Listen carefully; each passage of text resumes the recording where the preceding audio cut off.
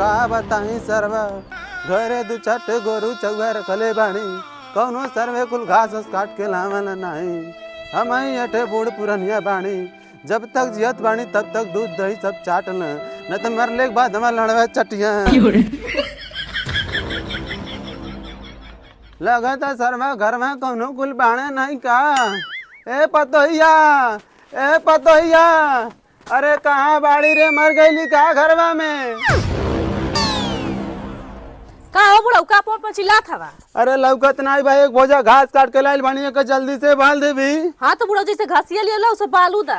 अरे बाप इतना दूर से लईबो कइला हई सरवा के हम बलबो करी तू का खड़े खड़े तकबू। ए बुढ़ऊ हमर दादा यहाँ भेजना में घास बाले खाती हम नहीं बाले बोलो हम जाती घर में। अरे बाप रे बाप इते ऐसा नाइट के बोलत या जैसे लगाता है कर दादा 2-4 लाख रुपया दहेज देले बाणे।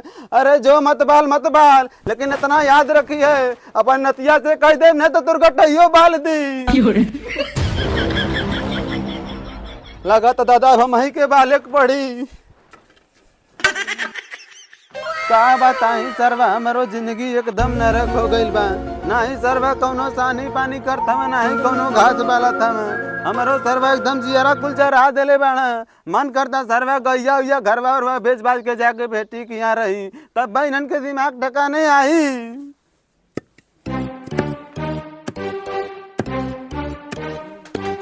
मऊ दिन भर के काम कैले आनी पूरा थकल बानी। अरे दादा का मेरे तबियत तो खराब रहल घसियो वाला था ऊ कुल का करत हई दादा। ए दादा ओ बोलत काहे नहीं बड़ा। अरे कल हांड बोली देखत ना हम घास बाला ताई ऊ कुल का करत हई। ऊ कुल ते घरे में पटाक सुतल बानी कुल सुतल बाड़ी। हाँ सुतल बानी हमार तो इतना दिमाग खराब हो गइल बा मन करता घर छोड़ के कहीं चल जाए। अरे कहाँ जाइबा। अरे बाबू हमार केहू बटला नहीं बा कहाँ हमार बेटी के घर बा हमारे पहुना के घर बा हमार केहू बटला नहीं बा कहाँ। अरे रह दा कहीं जाए के दा घसिया बाल दी। अरे रह दे बाले के हम बाल लेब।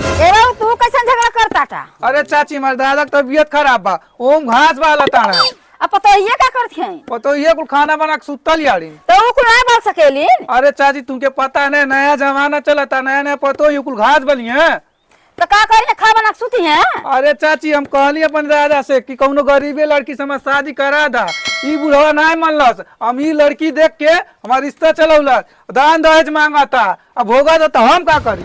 अरे सरु हम तो भगते बानी ई बताओ सरु लड़किया तू पसंद करेला कि हम जवान लड़की सरु हम पसंद कहीं नहीं तो उन्हें कतो सरु नकिए टेढ़बा अखिए गच्चबा मुंह में टेढ़बा और सरु जो तू पसंद कइला तू समझा हमके का कहत बाड़ा। हम तो पसंद कइले नहीं तू तो दहेज मांगे लगला। अरे सरु दान दहेज मांगल कोनो पाप है कहाँ तू के सरु खिया पिया कितना बढ़न कहीं नहीं तो ई बताओ तुम फ्री में लेके बैठाइब सरु जौना दिन हम मर जाइब और दिन में तू के समझ में आई।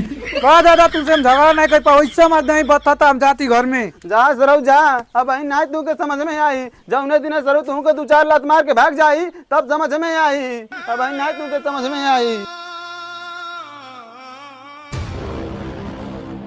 कहाँ बताई सरवा हमार ये एक नाती बा जौन हमार सेवा पानी करेला जवन सरवा लइका कम पैदा कनी उ सरवा हमार कबो सेवा पानी नहीं कैले लेकिन ई नाती हमार बहुत सेवा पानी करेला।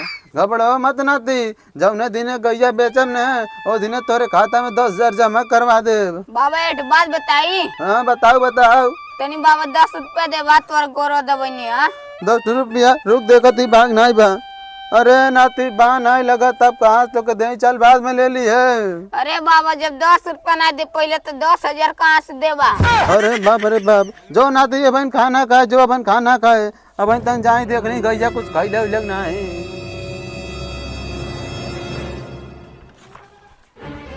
ए बाबू सुन बा। हाँ बाबू बोला तुम्हारे नाम सतरंगी है का। हाँ बाबू हमारा नाम सतरंगी है। सुनली अपन गैया बेचत हवा। अरे बाबू गैया नहीं बेचती घर हो बेचत बानी। गैया घरवा दोनों बेचत हवा। हाँ दोनों बेचते। ये बताओ कितना दाम है नन के। अरे बाबू लगत है सेठे के लइका है का। ए बस सेठे ना अपन माइक पेटे के लइका है। अरे बाबू देखा हमार गैया का दाम है 50,000 रुपया घर का दाम है 1 लाख रुपया गाड़ी में तंबा का कर देके। ए बाबू गैया और घरवा के साथ तुम तू खरीद ले। अरे बाप रे बाप बहुत बड़ा आदमी लगता है का।